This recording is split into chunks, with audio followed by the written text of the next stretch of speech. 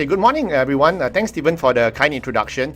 I understand I only got 15 minutes left and I have a lot of content to cover, but I believe there are a lot of interesting materials and a lot of questions you might want to ask because retrenchments are very much in the news this couple of days. We want to talk today about the business case for compassionate retrenchment. There are certain elements to unpack here, and I'm hoping that by the end of the brief discussion here, you might get a good idea about what we're talking about. So, let's face it, the unfortunate truth nowadays is that as business owners and as HR business partners or HR leaders right now, we are facing an era of very unprecedented challenges that many companies have no choice right now, but they have to relook their manpower strategies. Even with the job search, even with the JSS, the job support scheme that the government is giving us, the big question is the ability to sustain a headcount. It's not a given. And as such, the survival of the company is at stake, and therefore what we anticipate and what the government anticipates is that retrenchment numbers are going to skyrocket. To put things in perspective, in 2008, during the Great Financial Crisis, about 20,000 people were retrenched, and that was quite a large number in those days. But in 2016-2017, there was another round of retrenchments, which was quite bad as the economy was recovering. The number there was about 17 to 18,000. The numbers that are being put forward by MOM now, it's about 48,000, which is more than double. In fact, some Maybank DBS analysts are predicting that it might even go up to about 150,000 people being retrenched in the workforce in 2020 alone. That almost comes up to about 1 in 20. That's about 5% of the workforce. So it brings us to this very painful topic about retrenchments. We see it coming. Our organizations would probably have to go through some form of retrenchments. So the question is, how do we do it? Compassionately, humanely, but more importantly, as a business owner at HR, is there a business case for it? And we're going to talk about it today. But before we go there, I want to share a bit more about myself. I'm the CEO, founder of Career Agility International. We are a career coaching consultancy. But by and large, we have been focusing a lot on outplacement and exit management. We've written a book that was launched at the IHRP last year, which we're going to offer to you. You can download for free. It's a free book.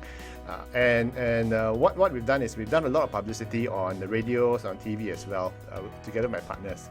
So I want to jump straight into the meat of the presentation, and there are strategic implications of poor exit management. And I'm gonna, as I was preparing this presentation, I was wondering, should I give the politically correct, sweet and sugary version, or should I swing over to the other side and be a bit more politically incorrect? And I decided, for everyone's benefit today, I'm gonna be very frank, brutal and blunt. Okay, because it is a topic that is going to affect all of us, and I don't think sugarcoating it is going to help make things better. So there are strategic implications about when an exit management or retrenchment exercise is executed poorly. Okay. The first thing is social media amplification. What we see is that things happen fast, like what Andrew was mentioning earlier. In the digital field, in the digital age, you see a lot of things happening, and bad news travels fast. It's easy to post and quick to spread. And in fact, what is really a fine example was that when DFS retrenched people in August last year, people heard it through social media before even the press got out. Why? Because the employees were unhappy over what was going on, and the first thing they do, on Facebook, I just got retrenched. They decided to get security guards to walk me out of the place as though I was going to steal anything. So things like this hit the press, social media, it just goes out of hand very quickly. So any bad behavior will be automatically amplified. And in fact, the other thing we need to think about as well is if you execute the exit management poorly, there is going to be damage to your company brand. The same brand that you spent thousands and thousands of dollars over in the past years to build up employer branding, it's going to be wiped out. In terms of your net promoter scores and everything can be destroyed in just one afternoon. Let me give you an example. In 2008, there was a British bank, which I shall not mention names because I don't feel like getting sued. So what happened was that they notified their staff by basically, if you if you they were having a retrenchment exercise, and the staff basically, if your access pass did not clear the beep, your HR will funnel you to another site and say, yeah, you just lost your job. Okay, and they did a lot of negative things as well, and that was not the correct way to notify your staff. Okay, it was quite stressful, and the news picked it up, and it was such a big hoo-ha that at the end of the day, even till today, the company brand has been damaged to the point where when the recruiters try to hire people don't want to work for that bank. They say, I remember what you did 12 years ago, I'm not going to go back again. So the company brand can be damaged. In fact, one of the case studies I want to bring up is Sabana. If you look at the slide here, you see what happened to that 2.2 star on Glassdoor. Okay, that happens, and that's hard to remove. And that could happen to your company branding as well if you're not careful about the implementation. Now, the third thing is, of course, legal and government involvement. Ouch. We have seen, we are very blessed to have a very proactive government in terms of managing things, but the moment they see misbehavior or perceived misbehavior, oh boy, the government steps in. Sabana was whacked, unfortunately, by then Minister of Manpower, Minister Lim Swee Say, and more recently, if you remember DFS. DFS got special mention by Minister Josephine Teo on her Facebook page nonetheless. But you do get whacked and if you misbehave, you will get mentioned, you will get called up by name even, and that's not something you want to do.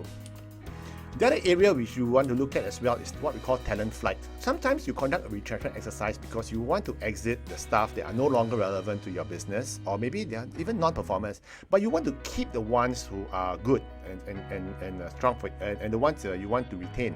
But when those being retained, when they see how you treat those leaving badly, first thing they'll do, they're going to send their CVs out, they're going to join a competitor. So what's going to happen, you might experience a loss of expertise, a loss of the talent that you want to keep. And as a result, you would actually have a reverse situation where you get a mass exodus of your staff, those you want to keep as well. So you have to watch out for that. The other area as a result is decreased productivity, because when your staff goes out and the people that you want to keep also leave, your effectiveness as an organization to service the clients drops tremendously.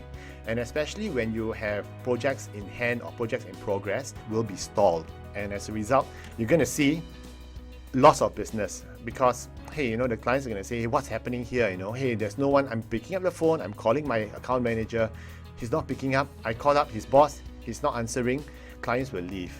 And what you should be mindful of as well is that if you have projects that are generating cash flows for your company, and if these projects stall because of either talent flight or decreased productivity, that's where it bites the most, because your business needs the cash flows, and suddenly you're not there generating money anymore. So there are strategic implications to poor exit management, and there are always risks involved every time a retrenchment exercise happens. So you have to manage carefully. And what then can we do about it? What is compassionate retrenchment? In fact, I want to share with you very quickly, there are lots of case studies, but I want to bring two very recent ones up. The first case study is about Airbnb. Okay, very quickly on Airbnb, recently exited a whole ton of staff globally. The CEO, Brian Chesky, came up and he gave a very, very moving talk. And he said, no, it's our loss. It's our loss that our talents are leaving. We have to leave because the business is not doing well. But it's going to be someone else's gain because our staff are super talented. So Airbnb came up looking very, very positive out of the process. However, Uber, on the other hand, very recently, I'm sure you heard of it, they let 3,500 people go at one time via Zoom. Okay, they got some lady to go up and say, no, I'm sorry, this is going to happen. You've all lost your jobs. You'll be contacted by HR to do your notification and no, thanks for coming. So what comes out of it? End of the day, as a consumer, which company will you want to do business with in future? Uber? I don't think so. Okay, because it's just human nature. So as a consumer, we have choices, and the branding of the organization helps affect those choices too. So there are economic repercussions and costs to retrenchments that are not done properly. So how do you retrench compassionately then? This is my last slide. The number one, it has to be, the whole exercise has to be leadership driven. The leaders have to take charge. The CEO must take charge. He must step up to the plate and say, look, this is my message, this is what's going to happen. HR has to come in and take charge as well and take responsibility for the process that's going to happen. If things go bad, no one else gets the blame. Okay, the CEO and the HR will get the blame for it. So it has to be very leadership driven. The leadership has to ensure that you're doing the right things, and HR needs to ensure that you're doing things right. So it has to be very leadership driven, and of course it has to be very carefully planned as well. You cannot just let things happen. You cannot just say, okay, we just try, no, let's retrench 25 people next week. A mid-sized retrenchment exercise, about 25 people, takes at least 4 weeks to plan. In terms of the messaging, in terms of the logistics, in terms of the packages, the C&B compensation and benefit packages alone might take some calculations. Okay, even planning for notification there in the process, it all takes time. So you have to be very, very carefully planned. And of course, the managers need to be trained as well. When you have a situation where sensitive emotions are at play, because retrenchments are never happy occasions. So you want to ensure that the staff have a dignified exit. They are given, they are compensated well and compensated fairly for it. And after support is provided to them. So you want to make sure that exiting staff are treated fairly.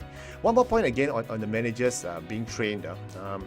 Even right down to the manager notifying their staff that they're being retrenched. Okay, this person has to learn how to respond and how to make message, how to speak nicely to them. So of course, one last thing we want to share with you is that the remaining staff, don't forget the remaining staff. If you retrench, if you have a retrenchment exercise, you have to remember that the bulk of the people who are staying, they need to be given support and guidance as well. They need to know that, okay, why it's happening. It has the staff who have been exited in a dignified manner, and they will be taken care of. So the remaining staff have to be taken care of and given support. So in a nutshell, exit management is an informed, planned, and well executed process. It's not a random exercise. Hey, let's go out for an office party next week. Okay, it has to be managed. The conclusion is, when it comes to retrenchments, you have to do the right things and of course do things right. So that comes to the end of my discussion. If you have any questions, you can always email me, and I have a copy of the ebook. If you want to, you can just reach out to Stephen. I'm happy to give you a copy, because we actually train in exit management for HR at SNEF as well. So thanks a lot.